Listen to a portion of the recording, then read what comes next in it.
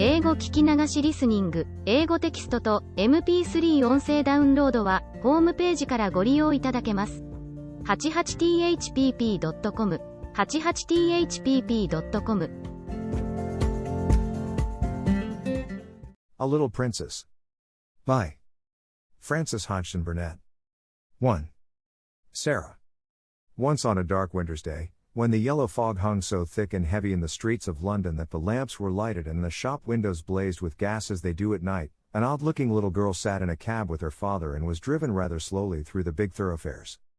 She sat with her feet tucked under her, and leaned against her father, who held her in his arm, as she stared out of the window at the passing people with a queer old-fashioned thoughtfulness in her big eyes.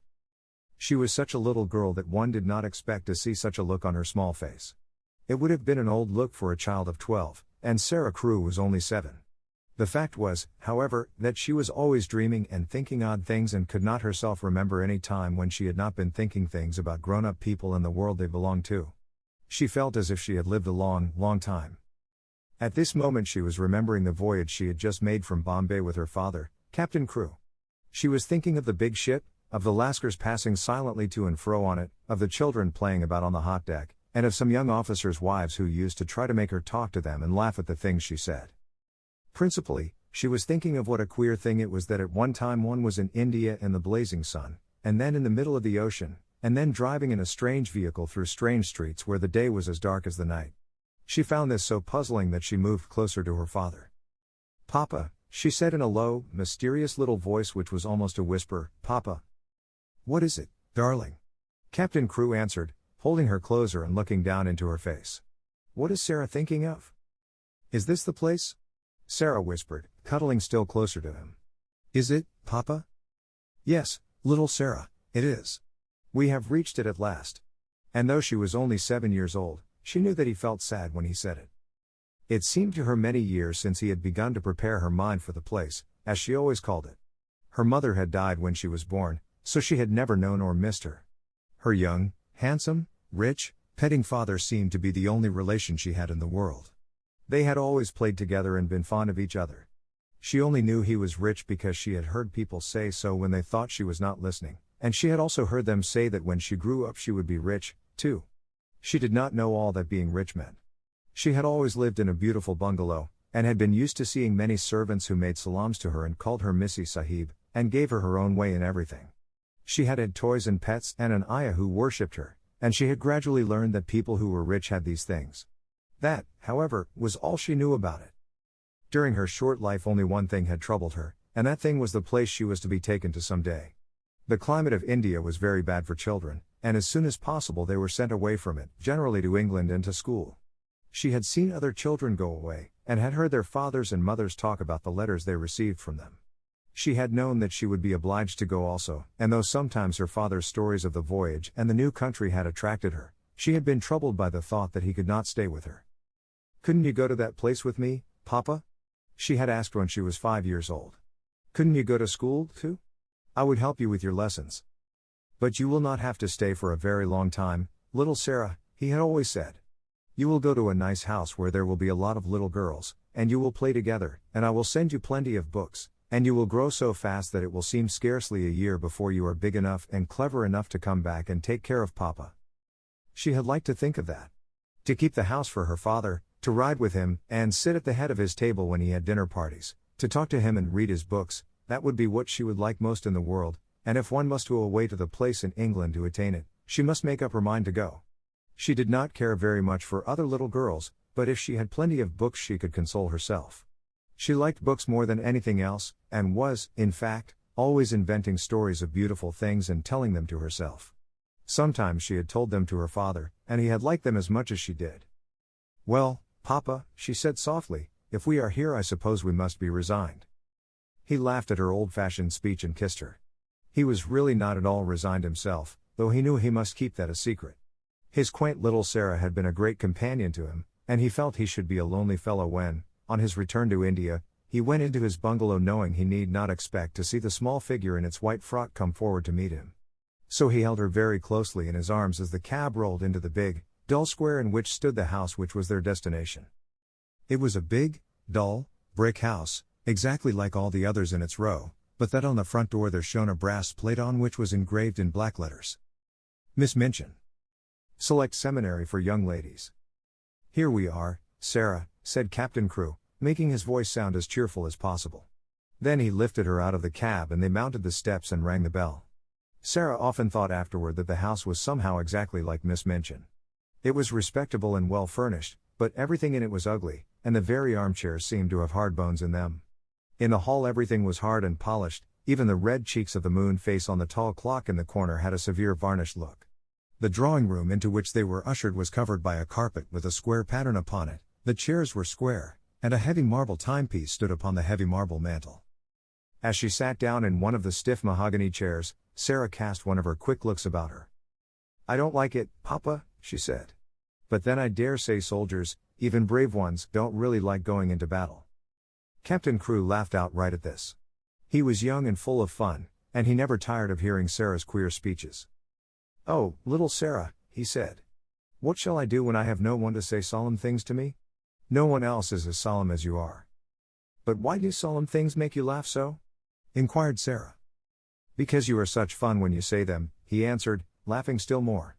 And then suddenly he swept her into his arms and kissed her very hard, stopping laughing all at once and looking almost as if tears had come into his eyes. It was just then that Miss Minchin entered the room. She was very like her house, Sarah felt, tall and dull, and respectable and ugly. She had large, cold, fishy eyes, and a large, cold, fishy smile. It spread itself into a very large smile when she saw Sarah and Captain Crewe. She had heard a great many desirable things of the young soldier from the lady who had recommended her school to him. Among other things, she had heard that he was a rich father who was willing to spend a great deal of money on his little daughter. "It will be a great privilege to have charge of such a beautiful and promising child, Captain Crewe," she said, taking Sarah's hand and stroking it.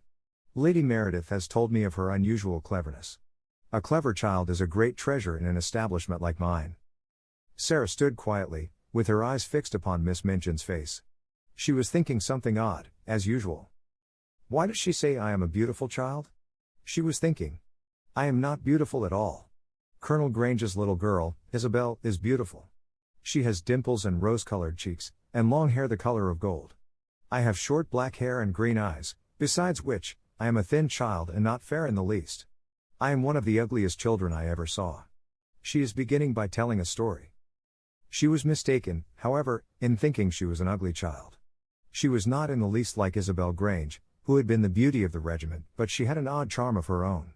She was a slim, supple creature, rather tall for her age, and had an intense, attractive little face. Her hair was heavy and quite black and only curled at the tips. Her eyes were greenish-gray, it is true, but they were big, wonderful eyes with long, black lashes, and though she herself did not like the color of them, many other people did.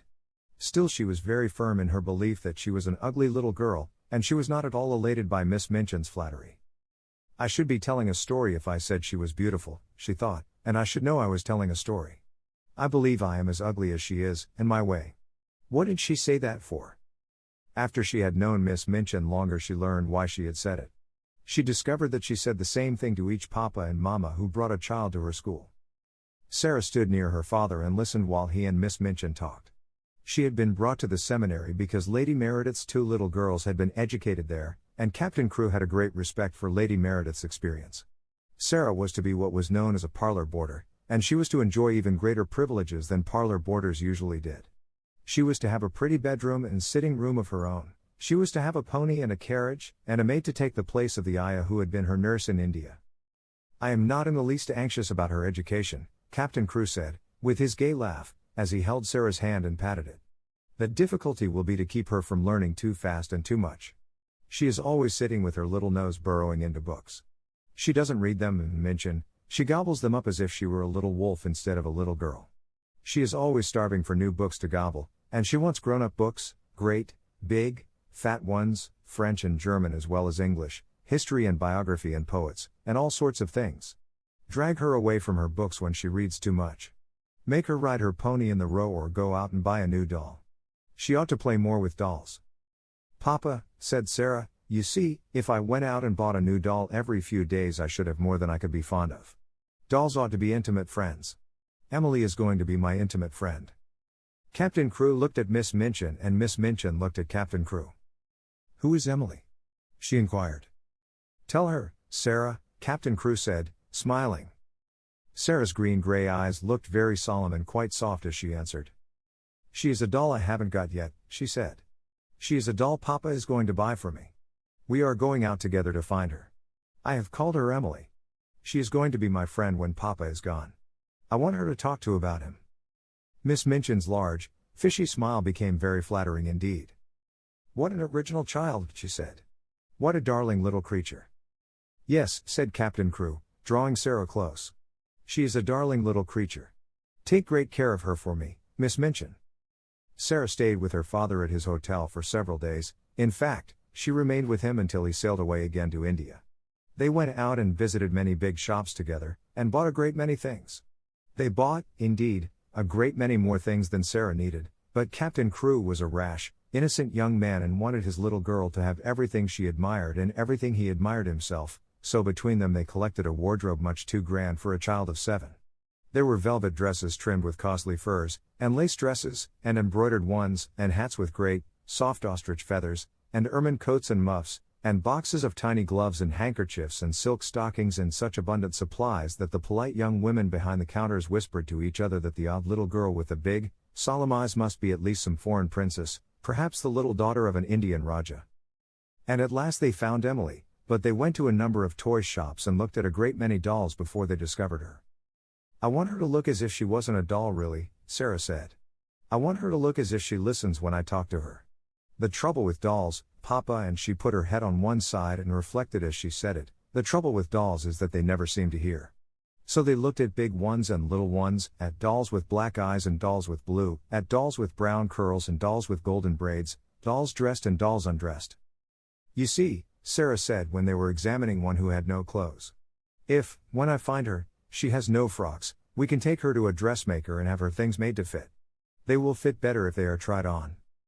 After a number of disappointments they decided to walk and look in at the shop windows and let the cab follow them. They had passed 2 or 3 places without even going in, when, as they were approaching a shop which was really not a very large one, Sarah suddenly started and clutched her father's arm. Oh, Papa, she cried. There is Emily. A flush had risen to her face and there was an expression in her green-gray eyes as if she had just recognized someone she was intimate with and fond of. She is actually waiting there for us, she said. Let us go in to her. Dear me, said Captain Crew, I feel as if we ought to have someone to introduce us. You must introduce me and I will introduce you, said Sarah. But I knew her the minute I saw her, so perhaps she knew me, too. Perhaps she had known her.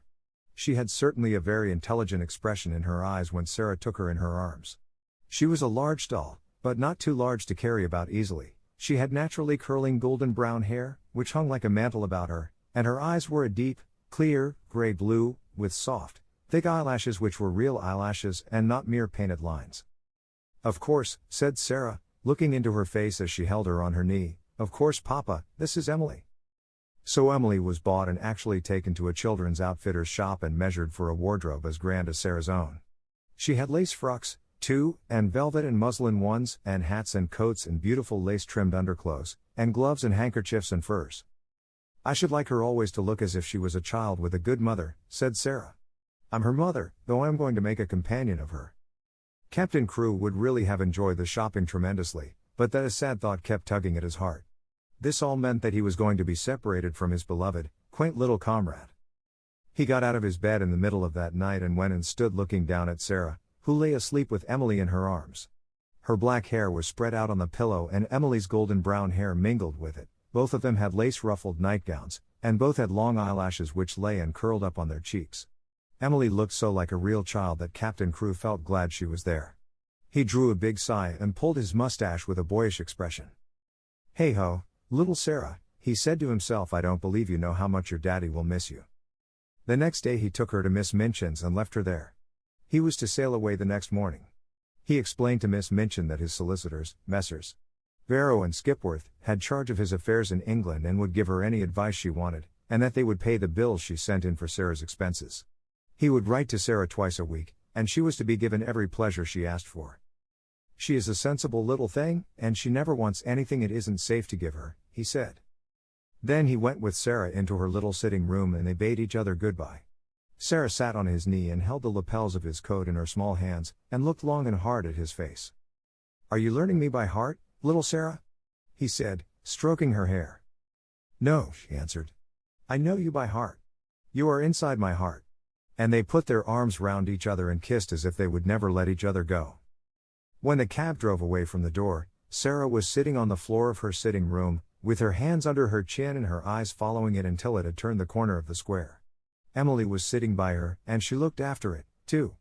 When Miss Minchin sent her sister, Miss Amelia, to see what the child was doing, she found she could not open the door.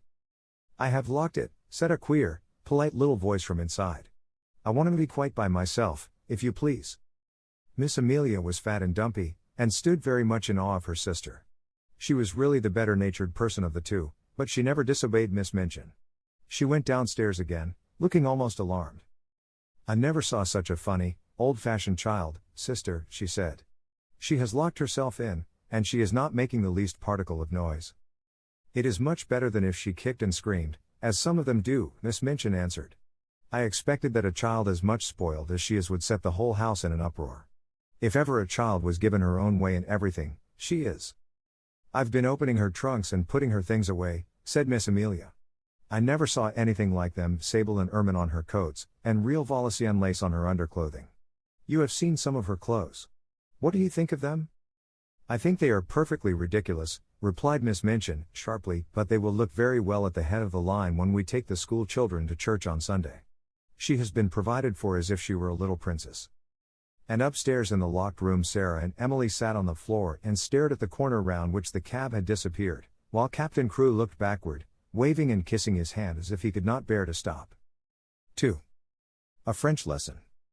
When Sarah entered the schoolroom the next morning, everybody looked at her with wide, interested eyes. By that time every pupil, from Lavinia Herbert, who was nearly 13 and felt quite grown up, to Lottie Lee, who was only just 4 and the baby of the school, had heard a great deal about her.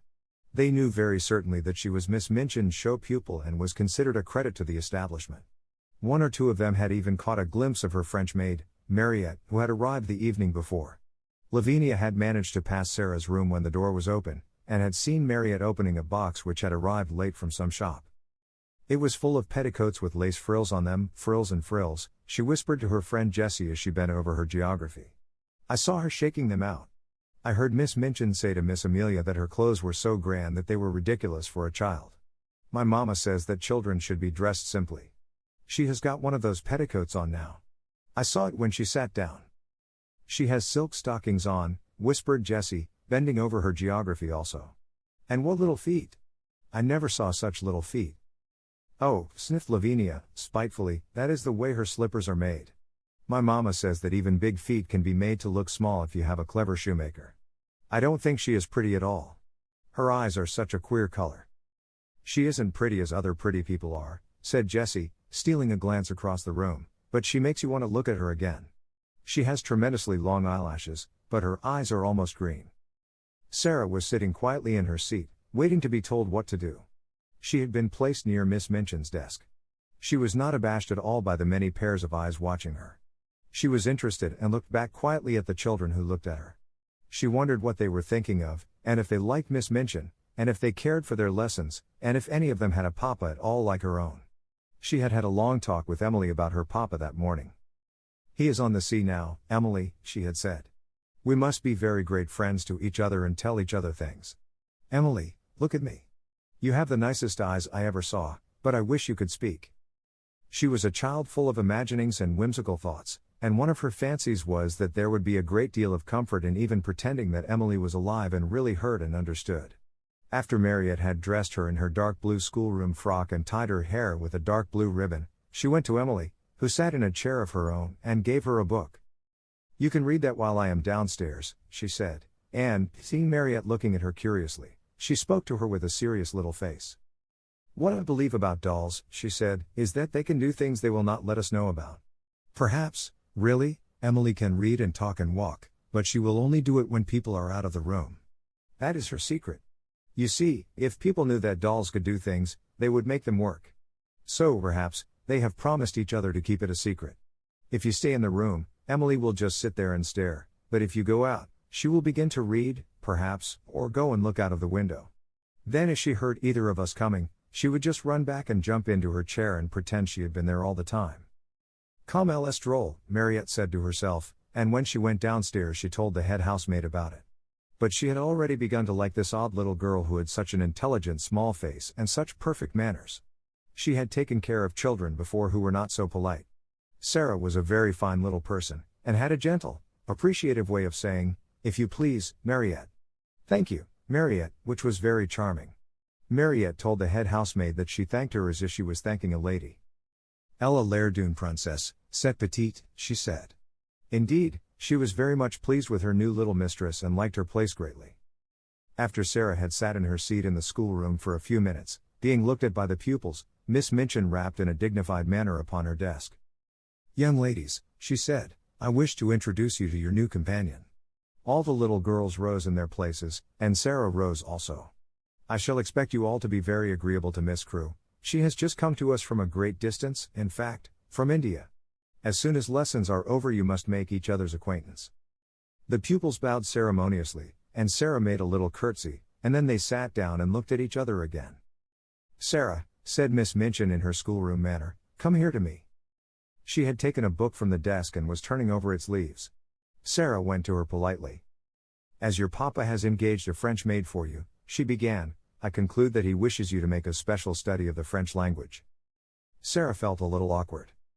"I think he engaged her," she said, "because he thought I would like her, Miss Minchin."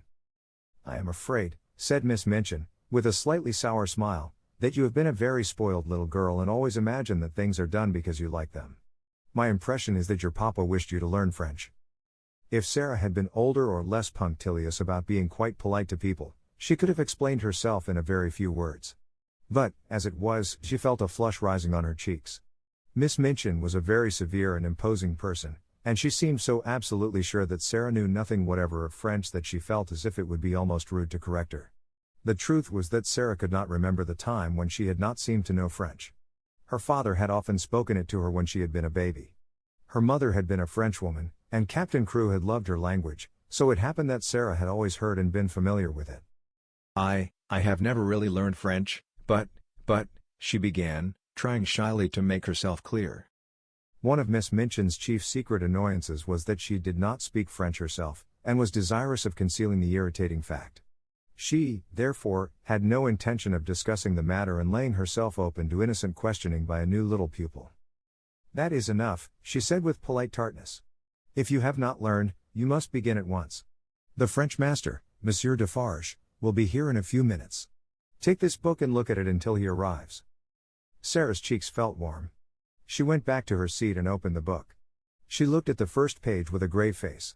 She knew it would be rude to smile, and she was very determined not to be rude. But it was very odd to find herself expected to study a page which told her that le père meant the father, and la mère meant the mother. Miss Minchin glanced toward her scrutinizingly.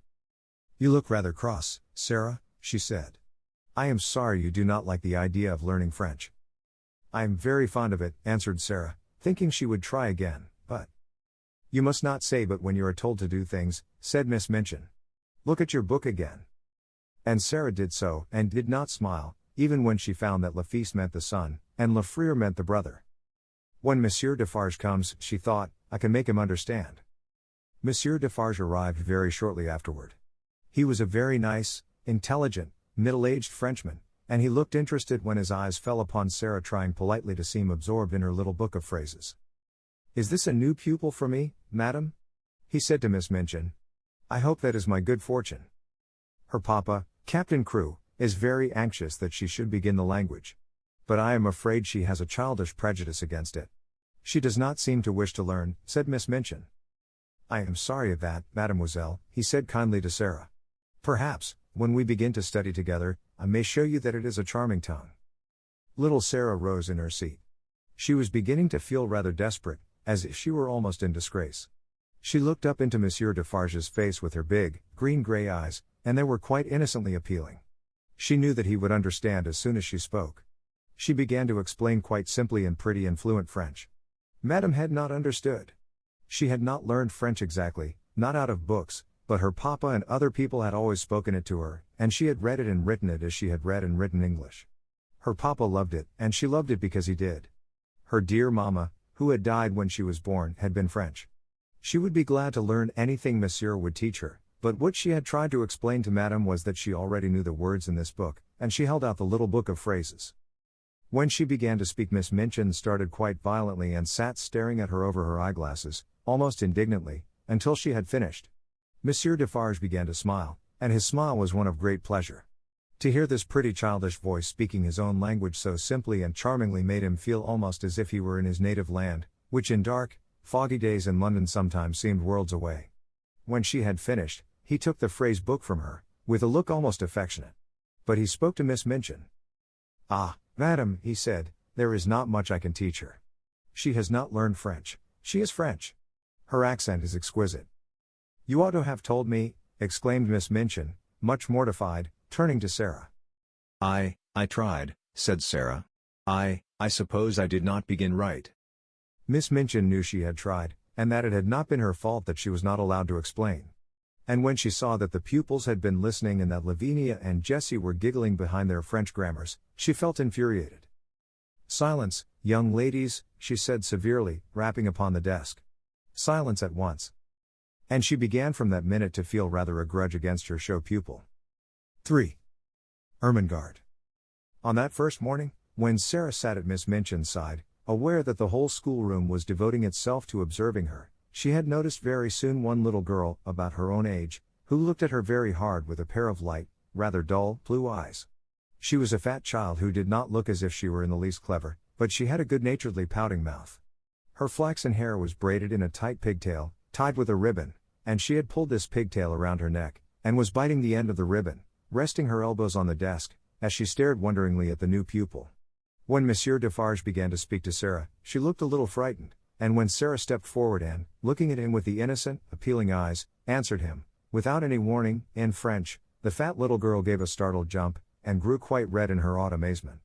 Having wept hopeless tears for weeks in her efforts to remember that la mère meant the mother, and la père, the father, when one spoke sensible English, it was almost too much for her suddenly to find herself listening to a child her own age who seemed not only quite familiar with these words, but apparently knew any number of others, and could mix them up with verbs as if they were mere trifles. She stared so hard and bit the ribbon on her pigtail so fast that she attracted the attention of Miss Minchin, who, feeling extremely cross at the moment, immediately pounced upon her. "Miss St. John," she exclaimed severely. "What do you mean by such conduct? Remove your elbows. Take your ribbon out of your mouth. Sit up at once." Upon which Miss St. John gave another jump, and when Lavinia and Jessie tittered she became redder than ever, so red, indeed, that she almost looked as if tears were coming into her poor, dull, childish eyes, and Sarah saw her and was so sorry for her that she began rather to like her and want to be her friend. It was a way of hers always to want to spring into any fray in which someone was made uncomfortable or unhappy. If Sarah had been a boy and lived a few centuries ago, her father used to say, she would have gone about the country with her sword drawn, rescuing and defending everyone in distress. She always wants to fight when she sees people in trouble. So she took rather a fancy to fat, slow, little Miss St. John, and kept glancing toward her through the morning. She saw that lessons were no easy matter to her, and that there was no danger of her ever being spoiled by being treated as a show pupil. Her French lesson was a pathetic thing. Her pronunciation made even Monsieur Defarge smile in spite of himself, and Lavinia and Jessie and the more fortunate girls either giggled or looked at her in wondering disdain. But Sarah did not laugh. She tried to look as if she did not hear when Miss St. John called le bon pain, the bong pang. She had a fine, hot little temper of her own, and it made her feel rather savage when she heard the titters and saw the poor, stupid, distressed child's face. "It isn't funny, really," she said between her teeth, as she bent over her book. "They ought not to laugh." When lessons were over and the pupils gathered together in groups to talk, Sarah looked for Miss St. John, and finding her bundled rather disconsolately in a window seat, she walked over to her and spoke. She only said the kind of thing little girls always say to each other by way of beginning an acquaintance, but there was something friendly about Sarah, and people always felt it. "What is your name?" she said. To explain Miss St. John's amazement one must recall that a new pupil is, for a short time, a somewhat uncertain thing, and of this new pupil the entire school had talked the night before until it fell asleep quite exhausted by excitement and contradictory stories.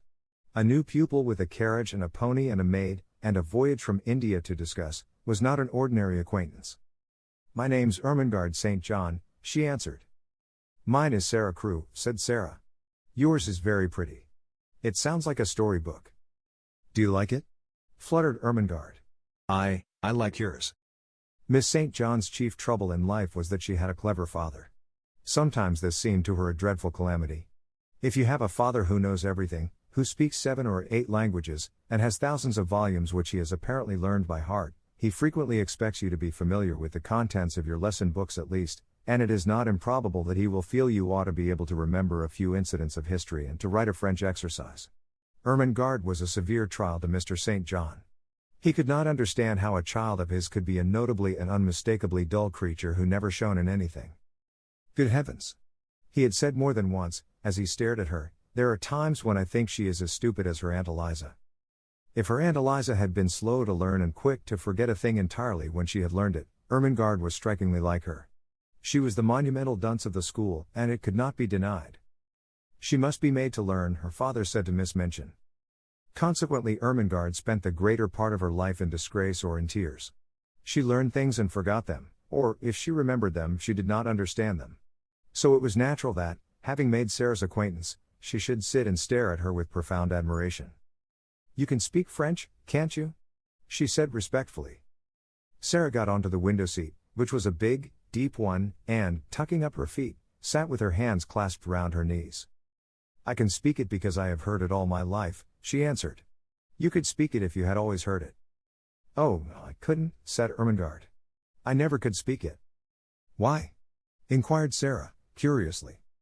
Ermengarde shook her head so that the pigtail wobbled. You heard me just now, she said. I'm always like that. I can't say the words. They're so queer. She paused a moment, and then added with a touch of awe in her voice, You are clever, aren't you? Sarah looked out of the window into the dingy square, where the sparrows were hopping and twittering on the wet, iron railings and the sooty branches of the trees.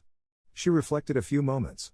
She had heard it said very often that she was clever, and she wondered if she was, and if she was, how it had happened. I don't know, she said. I can't tell. Then, seeing a mournful look on the round, chubby face, she gave a little laugh and changed the subject. Would you like to see Emily? She inquired. Who is Emily? Ermengarde asked, just as Miss Minchin had done. Come up to my room and see, said Sarah, holding out her hand. They jumped down from the window seat together, and went upstairs.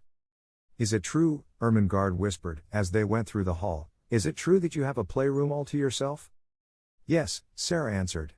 Papa asked Miss Minchin to let me have one, because, well, it was because when I play I make up stories and tell them to myself, and I don't like people to hear me. It spoils it if I think people listen. They had reached the passage leading to Sarah's room by this time, and Ermengarde stopped short, staring, and quite losing her breath. You make up stories, she gasped. Can you do that, as well as speak French? Can you? Sarah looked at her in simple surprise. Why, anyone can make up things, she said. Have you never tried? She put her hand warningly on Ermengarde's. Let us go very quietly to the door, she whispered, and then I will open it quite suddenly, perhaps we may catch her. She was half laughing, but there was a touch of mysterious hope in her eyes which fascinated Ermengarde, though she had not the remotest idea what it meant, or whom it was she wanted to catch, or why she wanted to catch her. Whatsoever she meant, Ermengarde was sure it was something delightfully exciting. So, quite thrilled with expectation, she followed her on tiptoe along the passage. They made not the least noise until they reached the door. Then Sarah suddenly turned the handle, and threw it wide open. Its opening revealed the room quite neat and quiet, a fire gently burning in the grate, and a wonderful doll sitting in a chair by it, apparently reading a book. Oh, she got back to her seat before we could see her. Sarah explained. Of course they always do. They are as quick as lightning. Ermengarde looked from her to the doll and back again. Can she walk? She asked breathlessly. Yes, answered Sarah. At least I believe she can. At least I pretend I believe she can. And that makes it seem as if it were true. Have you never pretended things? No, said Ermengarde. Never. Tell me about it. She was so bewitched by this odd, new companion that she actually stared at Sarah instead of at Emily, notwithstanding that Emily was the most attractive doll person she had ever seen. Let us sit down, said Sarah, and I will tell you. It's so easy that when you begin you can't stop. You just go on and on doing it always. And it's beautiful. Emily, you must listen. This is Ermengarde St. John, Emily. Ermengarde, this is Emily. Would you like to hold her? Oh, I? Said Ermengarde. May I, really? She is beautiful. And Emily was put into her arms. Never in her dull, short life had Miss St. John dreamed of such an hour as the one she spent with the queer new pupil before they heard the lunch bell ring and were obliged to go downstairs. Sarah sat upon the hearthrug and told her strange things. She sat rather huddled up, and her green eyes shone and her cheeks flushed. She told stories of the voyage, and stories of India, but what fascinated Ermengarde the most was her fancy about the dolls who walked and talked, and who could do anything they chose when the human beings were out of the room, but who must keep their powers a secret and so flew back to their places like lightning when people returned to the room. We couldn't do it, said Sarah, seriously. You see, it's a kind of magic. Once, when she was relating the story of the search for Emily, Ermengarde saw her face suddenly change. A cloud seemed to pass over it and put out the light in her shining eyes. She drew her breath in so sharply that it made a funny, sad little sound, and then she shut her lips and held them tightly closed, as if she was determined either to do or not to do something. Ermengarde had an idea that if she had been like any other little girl, she might have suddenly burst out sobbing and crying. But she did not. Have you a pain? Ermengarde ventured. Yes, Sarah answered, after a moment's silence. But it is not in my body. Then she added something in a low voice which she tried to keep quite steady, and it was this: do you love your father more than anything else in all the whole world? Ermengarde's mouth fell open a little. She knew that it would be far from behaving like a respectable child at a select seminary to say that it had never occurred to you that you could love your father, that you would do anything desperate to avoid being left alone in his society for 10 minutes. She was, indeed, greatly embarrassed. I scarcely ever see him, she stammered. He is always in the library, reading things. I love mine more than all the world 10 times over, Sarah said. That is what my pain is. He has gone away. She put her head quietly down on her little, huddled-up knees, and sat very still for a few minutes. She's going to cry out loud, thought Ermengarde, fearfully. But she did not. Her short, black locks tumbled about her ears, and she sat still. Then she spoke without lifting her head. I promised him I would bear it, she said. And I will. You have to bear things. Think what soldiers bear. Papa is a soldier. If there was a war, he would have to bear marching and thirstiness and, perhaps, deep wounds. And he would never say a word, not one word. Ermengarde could only gaze at her, but she felt that she was beginning to adore her. She was so wonderful and different from anyone else. Presently, she lifted her face and shook back her black locks, with a queer little smile. If I go on talking and talking, she said, and telling you things about pretending, I shall bear it better. You don't forget, but you bear it better. Ermengarde did not know why a lump came into her throat and her eyes felt as if tears were in them. Lavinia and Jessie are best friends, she said rather huskily. I wish we could be best friends. Would you have me for yours? You're clever, and I'm the stupidest child in the school, but I do so like you. I'm glad of that, said Sarah. It makes you thankful when you are liked. Yes. We will be friends. And I'll tell you what, a sudden gleam lighting her face, I can help you with your French lessons. 英語聞き流しリスニング、英語テキストと MP3 音声ダウンロードはホームページからご利用いただけます。88thpp.com、88thpp.com